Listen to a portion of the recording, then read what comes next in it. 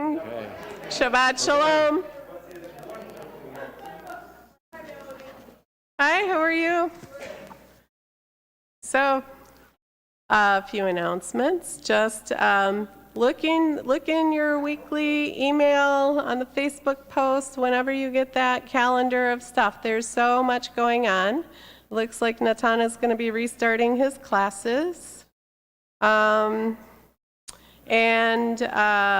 Let's see. Super Supper is coming up December 16th, so keep your eyes peeled for that. We have so many regular activities happening each week. We have Maj on Tuesdays. There's a monthly lunch bunch. We might be expanding that a little bit, so keep your eyes open for that. There won't be one in November.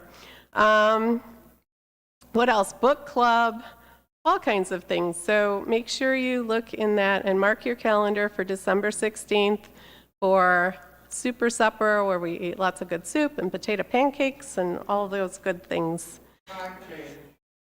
Yes, the time changes this weekend. Thank you, Tom. Okay. Right, tomorrow night. So, as I always start, I'm going to ask you to just take a moment and turn your phones off or silence them and any other noise-making devices. And just sit with yourself for just a few seconds and bring your mind into this room as you've brought your body into this room. And that's how we start. Our readers tonight are going to be Harriet Meza and Larry Ellenbogen, Judith Boaski, Audrey and Jerry Weinberg, Deborah and Mark Luria, Lonnie Fleischer. Bruce and Cindy Hillenberg will be our candlelighters. So tonight, we cross the threshold of this room to enter a place free from the demands of our everyday lives. Tonight, we step away from our daily routines in an attempt to gain perspective on where we have been and where we are going. At other times, in other places, we may feel fragile and alone. Yet here, we join together to find strength, to build community as we look with wonder at the universe and seek our place within its vastness. To this place, we come to lengthen our perspective. This place we come to question and explore. In this place, we awaken our imaginations. In this place, we draw strength as we allow ourselves to dream. Together, we share the challenge of an ever-changing world, a world often beyond our control. Together, we seek to find meaning, calm our anxieties, understand our purpose. Together, we share the burden and blessing of responsibility. Together, we are a community, and we join together in that bond of community as we celebrate Shabbat. And now I invite Cindy and Bruce Hillenberg to come and light the Shabbat candles.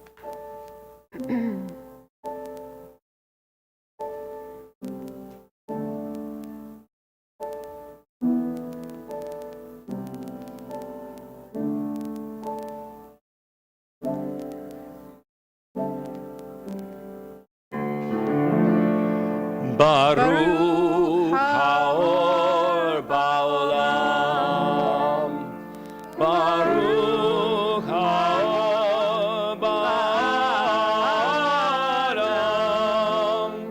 Baruch Haor Ba'Shalom, Ba'Shalom, Baruch Haor, Baruch Haor, B'Shabbat.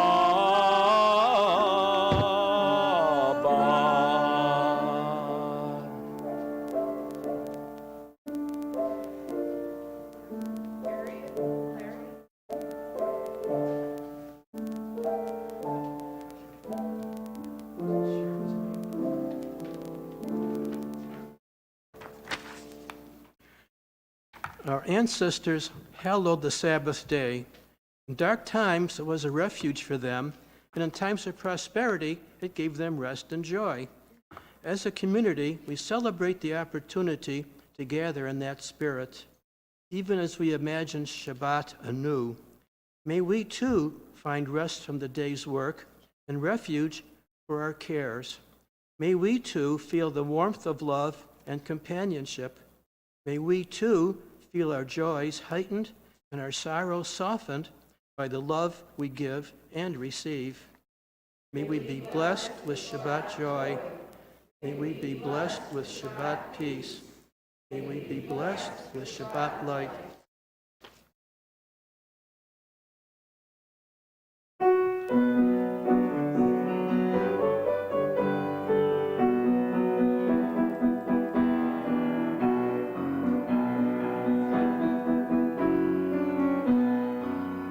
Lecha dodi likrat kala, b'nei Shabbat nakabala. Lecha dodi likrat kala, b'nei Shabbat nakabala. Lecha dodi likrat kala, b'nei Shabbat nakabala. Lecha dodi likrat kala, b'nei Shabbat nakabala. Likrat Shabbat likhu v'nelcha, ki habracha miya besimcha birena utola, b'nei Shabbat nakabala. Lecha dodi likrat kala, b'nei Shabbat nakabala. Lecha dodi likrat kala, b'nei Shabbat nakabala.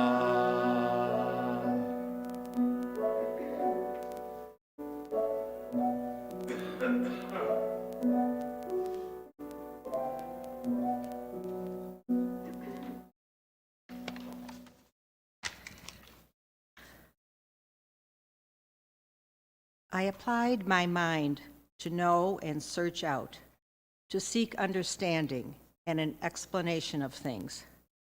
I sought to find words of delight and what is correctly written.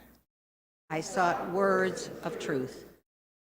Understanding is a greater stronghold to the wise than 10 rulers that are in a city. Blessed are those who seek words of truth. Out of the universe, source of our lives, we develop the power of mind and its quest for life's meaning. Yet knowledge is not received as a gift. We must search it to attain understanding.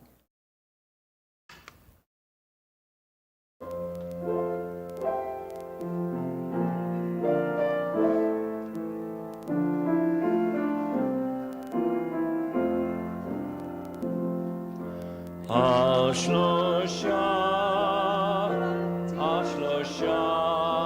דברים העולם קיים.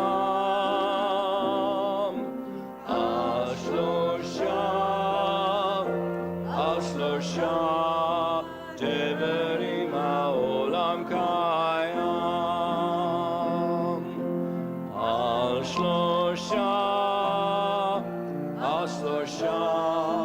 דברים העולם קיים.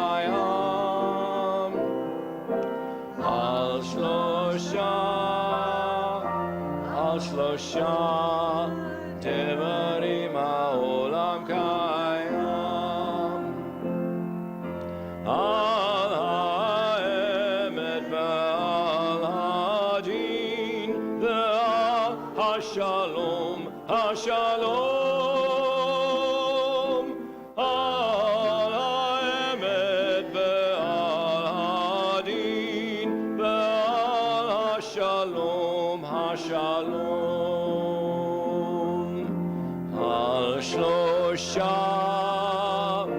השלושה דברים העולם קיים.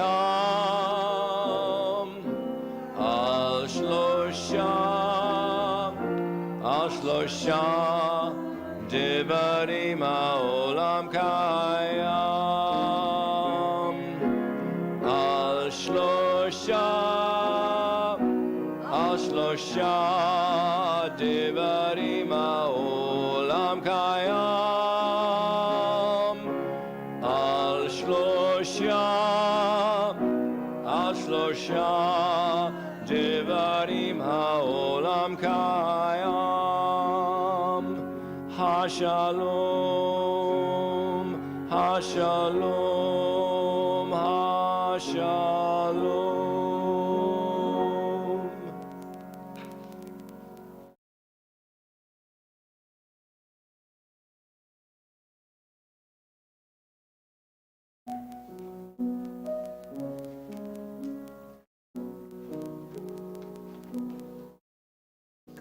Oh, I didn't realize you were coming up.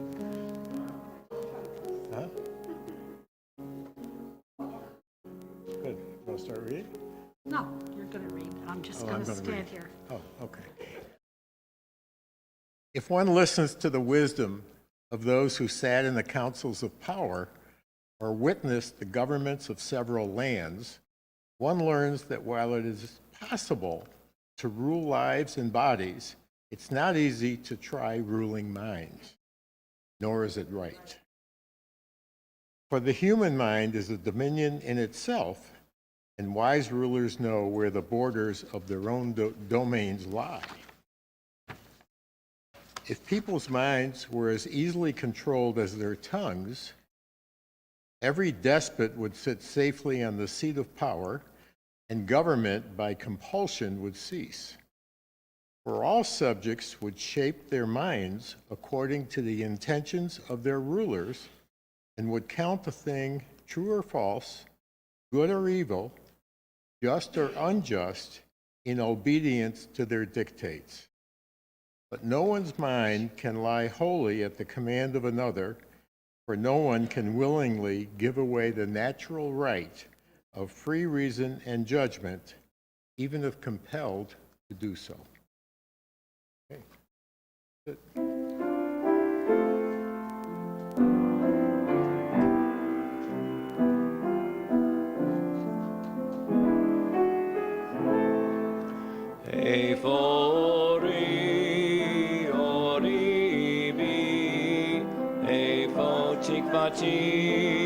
תקוותי בי, איפה כוחי, כוחי בי, וגם בך, וגם בך, איפה כוחי, כוחי בי, וגם בך, וגם בך. Where is my light? My light is in me. Where is my hope? My hope is in me. Where is my strength? My strength is in me. And in you, and in you. Where is my strength? My strength is in me. And in you, and in you.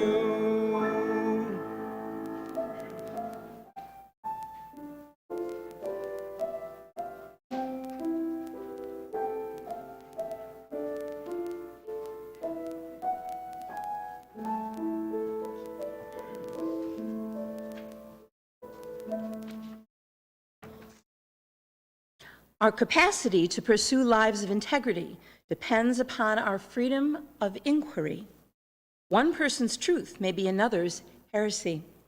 Unfettered investigation is the only path to knowledge. We must each be free to find our way. Baruch Spinoza put it this way: people's habits of mind differ. Some more readily embrace one form of faith and some another. This is because what moves one person to pray may move another to scoff. I conclude that all people should be free to choose for themselves the foundation of their creed. Faith should be judged only by its fruits.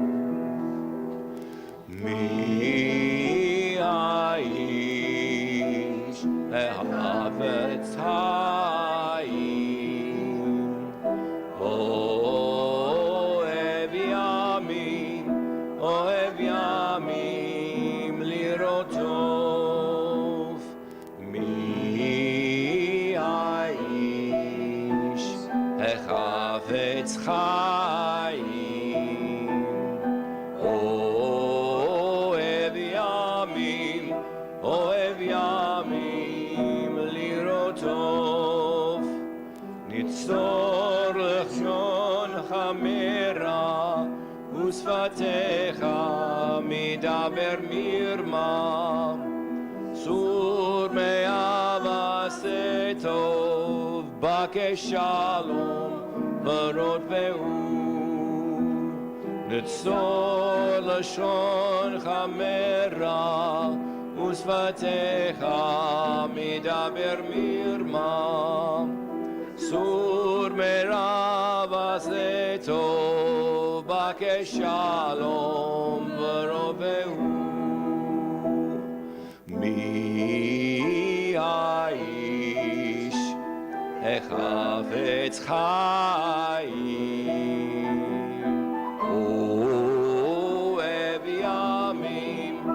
אוהב ימים לראות טוב.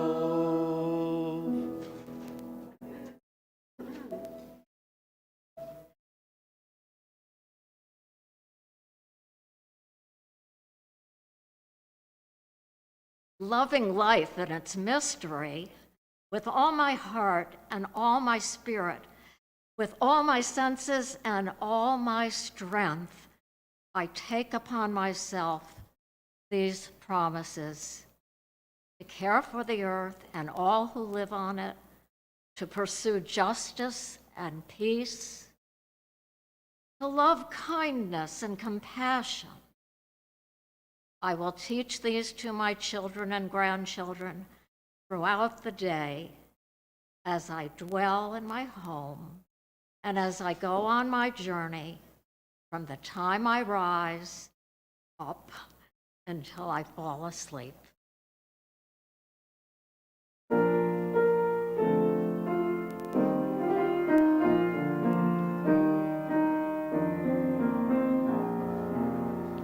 נעשה שלום שלום בעולם, נעשה שלום עלינו ועל כל העולם, ואמרו שלום.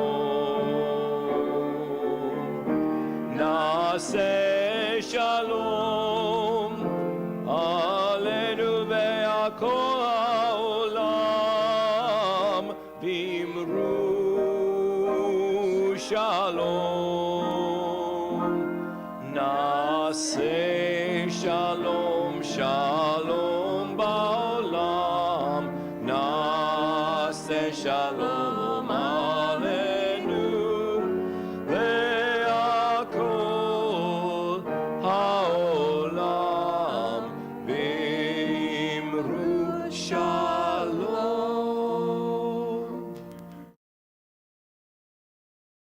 In this community, where we find strength and common purpose, we turn our minds and hearts toward all those who need our love and support, those who are ill, those who suffer pain of the body or spirit, those who are lonely, those who have been wronged. We bring our well wishes to these members of our community: Joe Gaydon, Ruth E. Goldman, Max Lark, Deb Luria, Rabbi Peter Schweitzer, who's here, thankfully. Right? Okay, and anybody else you're thinking of, starting on this side of the room? Yes? Iris Fuchs? Anybody else? May all who suffer know that they are not alone, that we are there. May they be healed quickly. May they experience a refuah shlema, a complete recovery, the renewal of their bodies and the renewal of their spirits.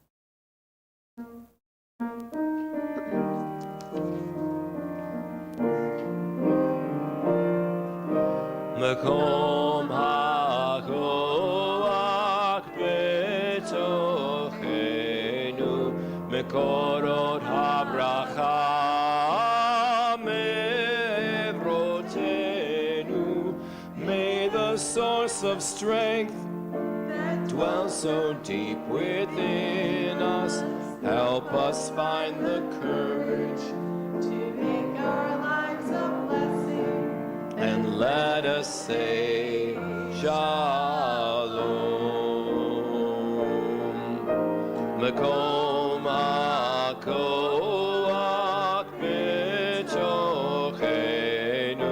Makorot HaBracha me'vrotenu.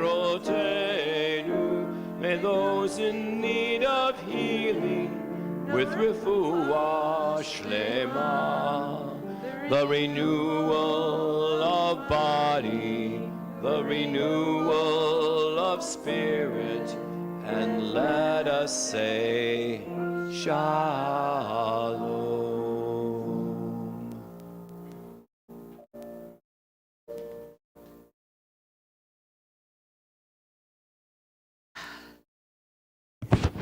In memoriam.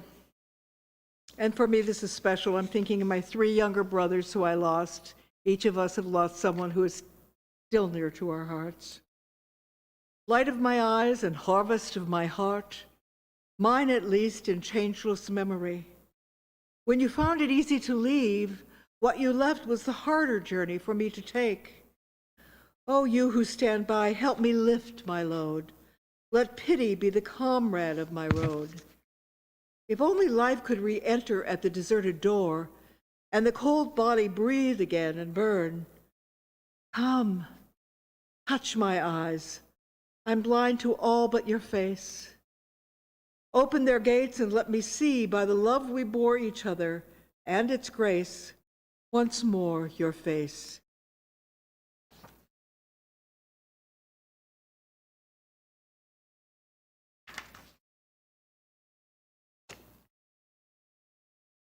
Our thoughts turn to those who are no longer with us, our own loved ones, those whom our friends and neighbors have lost, the martyrs of our people whose graves are unmarked, and those of every people and nation whose lives have been a blessing of humanity. And we remember, as we remember them, we meditate on the meaning of love and loss, of life and death.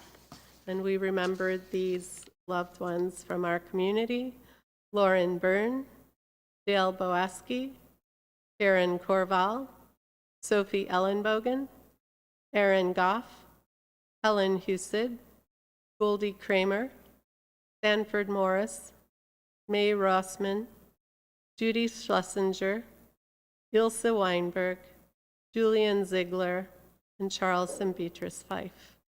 If there is anybody else who you would like to make mention? Mark Joseph, Vincent Gregory, yes? And Andy's father. Your who? Your grandpa? And Brianna's grandpa. Yehi zichram livracha. May memories of them provide blessing. If you can comfortably do so, please stand for our humanistic interpretation of the Kaddish. Nit gadal v'nit gadash, bruach ha'adam. Let us dignify and ennoble all people in the spirit of our shared humanity. Let us acclaim the preciousness of life. Let us show gratitude for life by approaching it with reverence. Let us embrace the whole world, even as we wrestle with its parts. Let us each in our own way take up our share in serving the world and seeking truth.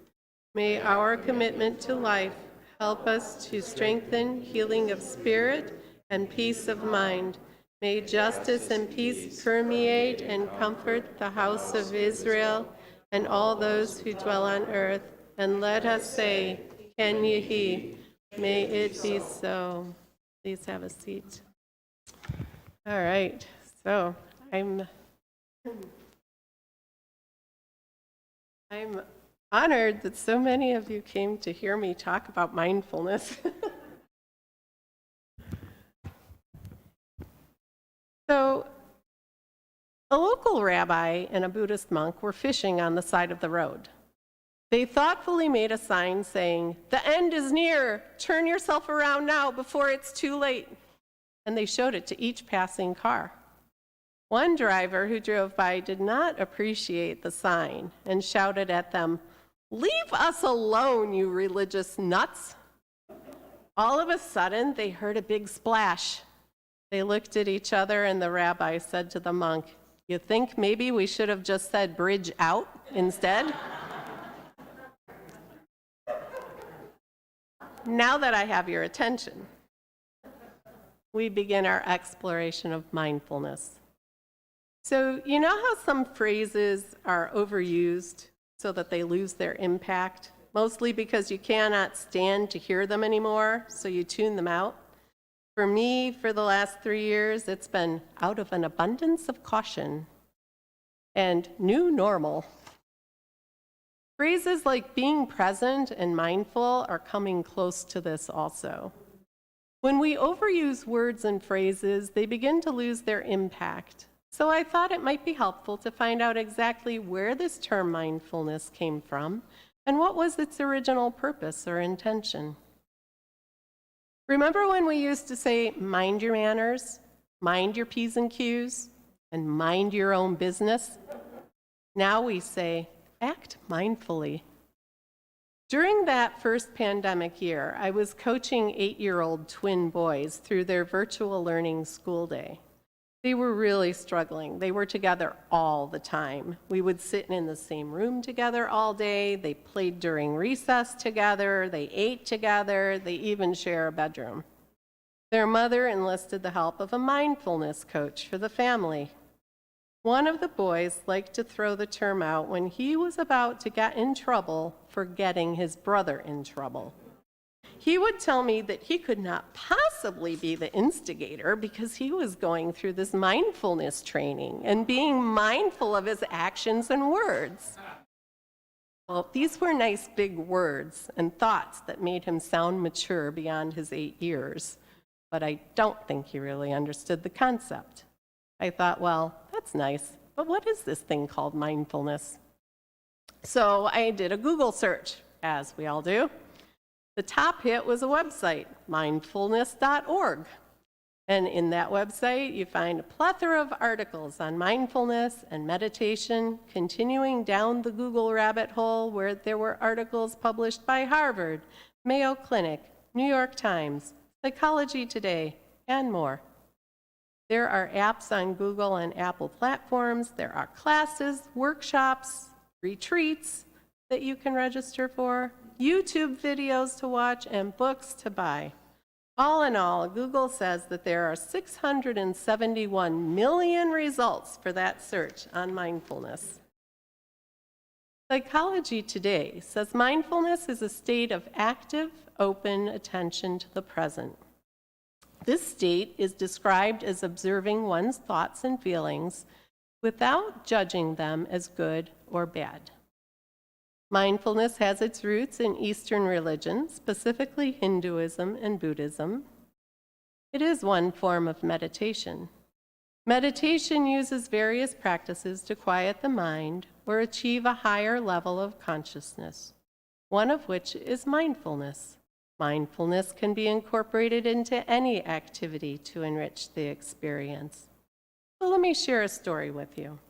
This is taken from a children's book called Mindful Monkey, Happy Panda, written by Lauren Alderfer.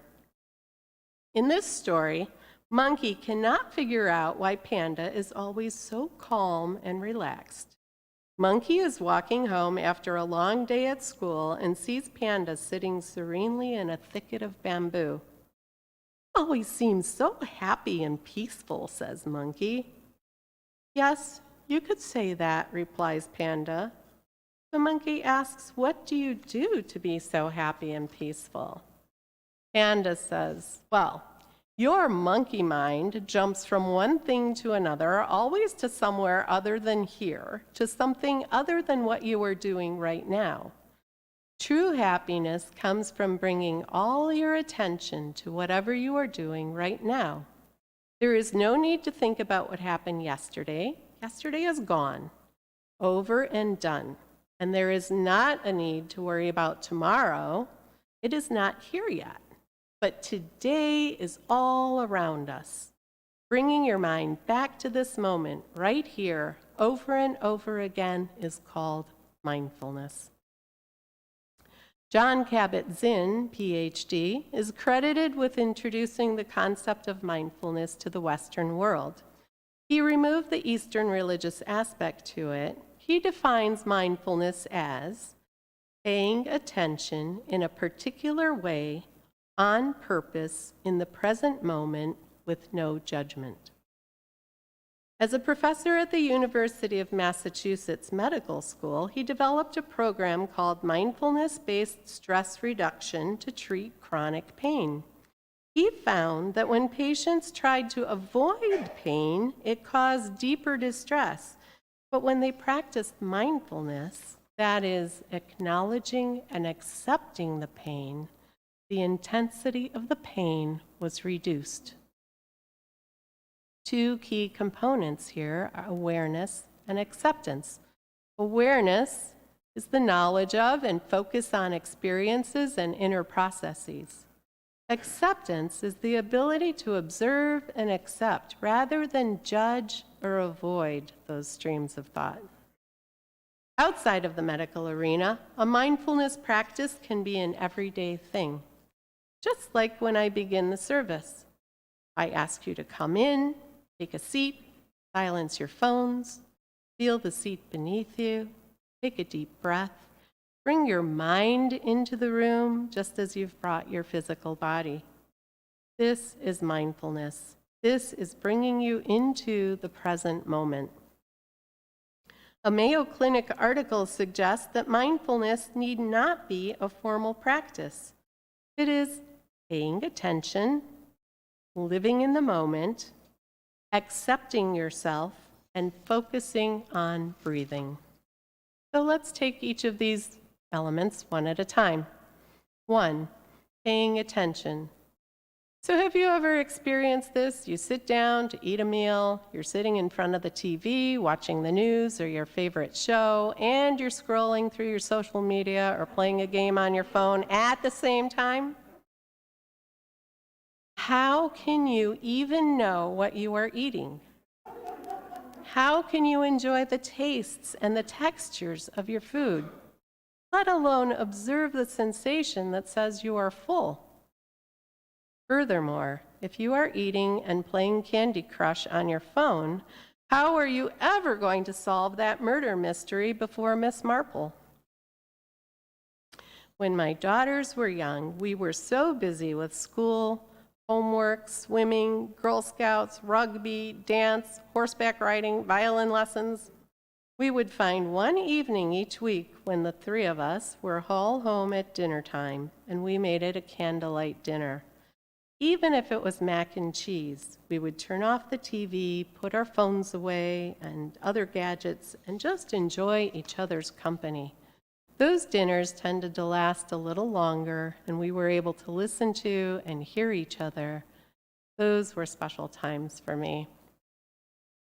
There are so many examples of the things we do each day where we are just not present. Maybe we call this being on autopilot. How about when you're reading a book and you get to the end of a page and you ask yourself, what did I just read? Your mind was off wandering, making lists of the errands you have to run, the things you have to shop for. It was anywhere but where the author wanted you to be, enjoying the story or absorbing the information that they wish to relay to you. Number 2, living in the moment. I was watching the Norman Lear 100th birthday celebration the other day, and yes, some shows wait weeks or months on my DVR until I get to them. He was asked, what is his secret to a long life? He said it is to appreciate the moment. His motto is over and next. If something goes well, congratulate yourself and move on.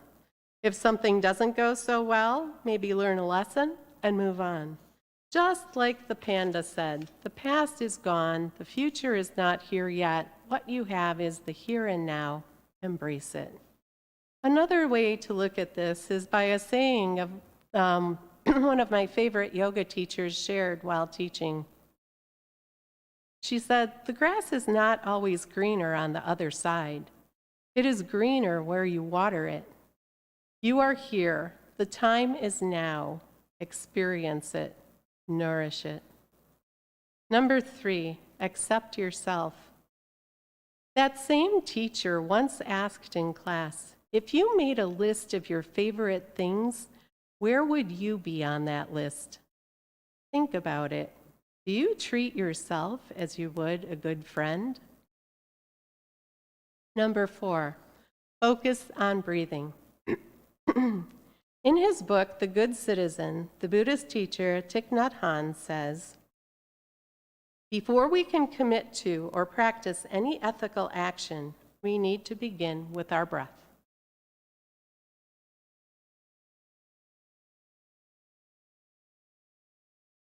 Awareness of our breath is the first practical ethical action available to us. This is the only way we can begin to truly understand the basic suffering of human beings and how we might transform it. When we look at all the suffering around us, poverty, violence, or climate change, we may want to solve these things immediately. We want to do something. But to do something effectively and ethically, we need to be our best selves in order to be able to handle the suffering. Being able to stop, to breathe, and to walk or move in mindfulness are key. So I invite you now to follow this short meditation on breathing with me. Sit comfortably, hands in your lap. First, you can keep your eyes open or closed, it doesn't matter. Just notice your breath. As you become more aware of your breath and you pay attention to it, it becomes calmer, it becomes deeper and more harmonious all by itself without having to think about it. Simple awareness does this. Now, as you are breathing in, think, I know this is my in-breath. As you are breathing out, think, I know this is my out-breath. As you are breathing in, think, I am aware of my whole body. As you are breathing out, think, I am aware of my whole body. As you are breathing in, I'm aware of tension in my body. And as you are breathing out, I release all the tension in my body. The peace and calm created by this short breathing meditation are contagious and will have an influence on your whole body and mind. Mindfulness can be incorporated in everyday living. You do not need to set aside time or space for it. Thich Nhat Hanh wrote a series of books based on living your life mindfully: how to relax, how to sit, how to walk, how to eat, and how to love. These are small little books. Each book gives a series of short lessons on how to be present and mindful during these activities. But why do we feel that we need to practice mindfulness now? Why should we have to practice mindfulness? Well, I believe, and many others believe, that it is because now that we carry these mini computers with us wherever we go, in our purses, pockets, and even now on our wrists. We are never detached and always distracted by that ring, ping, or vibration. Technology has resulted in the inability to concentrate on one thing. How many times do I check my email on my phone while I am reading a book? How many times do I check my phone for messages while in a meeting or having dinner with family or friends? The answer is way too many. Maybe the better thing is that every time I have the urge to open my phone, that I take a breath and remind myself that I am here in this space with these people doing this thing, and the phone can wait. It is true that the power of focusing on your breathing can bring your focus to you and the present moment, or help you focus on something else besides the discomfort or pain you are experiencing. Just ask any mother who used breathing techniques to get her through labor. They work. Or maybe when you have had dental work, even with a dentist's hands and tools in your mouth, you feel a little discomfort and you take a breath, and it helps you get through that moment of discomfort. So I would like now to give you a tool to use when you feel like you have that monkey mind from the earlier story. We're going to do a few rounds of box breathing. Box breathing has been shown to lower stress and actually have a positive impact on your blood pressure. It will give you a focus. It brings you back to the moment. We're going to do 5 rounds where we inhale for 4 counts, hold it for 4 counts, exhale for 4 counts, and hold it for 4 counts. Thus, why it's called box breathing. The nice thing about this is that your breath is always with you. You don't need any special equipment. You can do it anywhere. You can do it for as little as 1 minute, or you can do it longer. You will feel the difference. So, we're going to do 5 rounds today. I'm going to lead you through. So sit back again, find a comfortable position. All the inhales and exhales are through your nostrils. You keep your mouth closed. So before we begin, exhale all the air out of your lungs until you feel your belly go concave.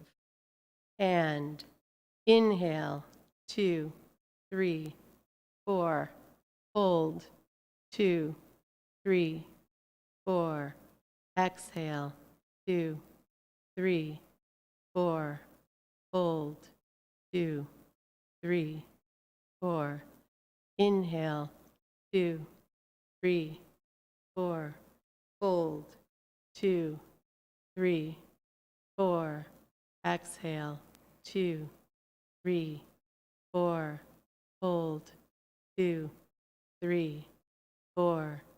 Inhale, 2, 3, 4. Hold, 2, 3, 4. Exhale, 2, 3, 4.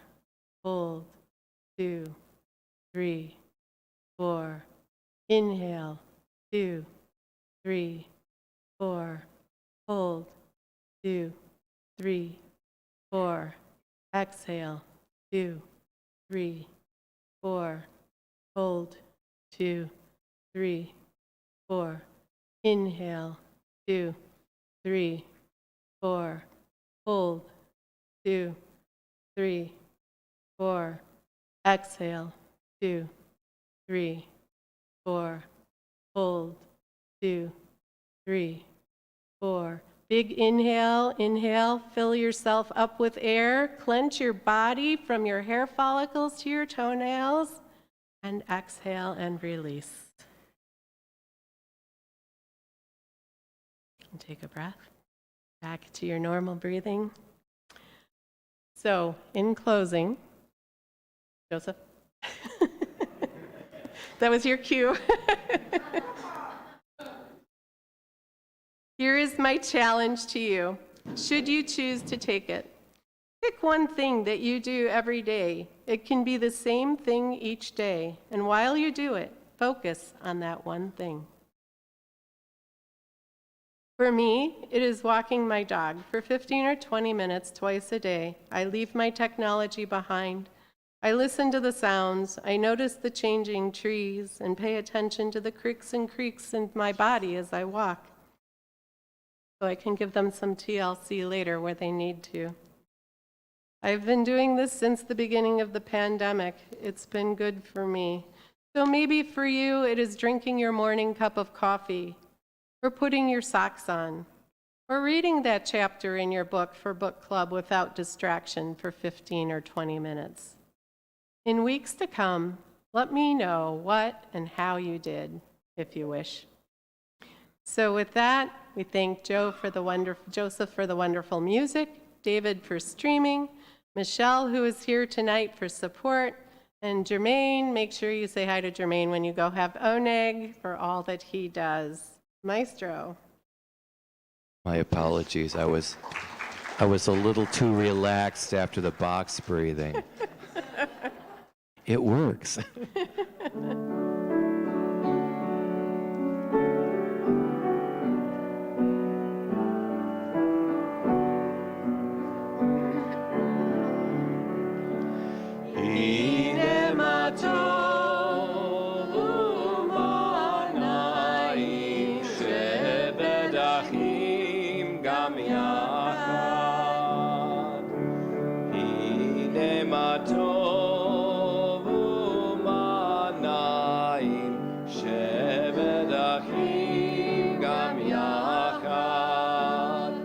Behold how good it is when people dwell together, living as one people, hand in hand.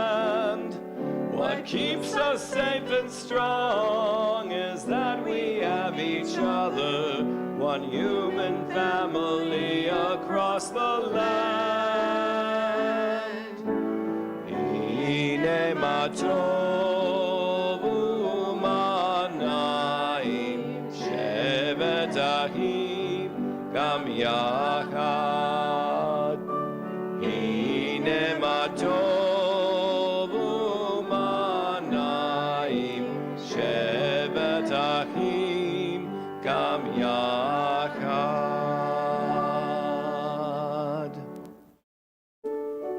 Thank you very much. Go enjoy our lovely oneg.